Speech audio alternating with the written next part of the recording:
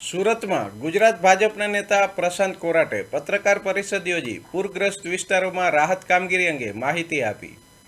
તેમણે જણાવ્યું કે ઉમરગામથી લઈ નવસારી અને વલસાડ સહિતના અસરગ્રસ્ત વિસ્તારોમાં ભાજપ દ્વારા 15,000 રાહત કોટ, 5,000 ધાબળા તેમજ વિદ્યાર્થીઓ માટે શૈક્ષણિક કીટ મોકલવાની તૈયારી પૂર્ણ કરવામાં આવી.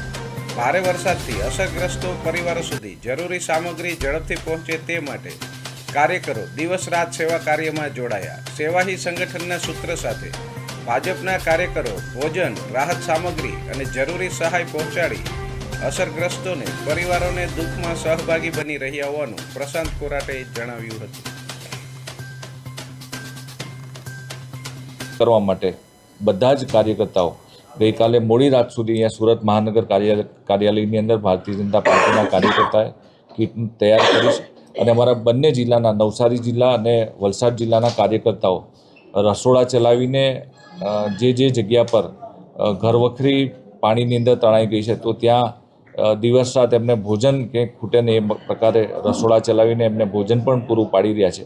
ત્યારે પાર્ટીના કાર્યકર્તાઓ અમારા પ્રદેશના અધ્યક્ષ આદરણીય શ્રી જગદીશભાઈ વિશ્વકર્મા સાહેબના માર્ગદર્શન હેઠળ એમના નેતૃત્વમાં કામ કરી રહ્યા છે. કરવા માટે બધા જ કાર્યકર્તાઓ ગઈકાલે મોડી રાત સુધી અહીંયા સુરત મહાનગર કાર્યાલયની અંદર ભારતીય જનતા પાર્ટીના કાર્યકર્તાએ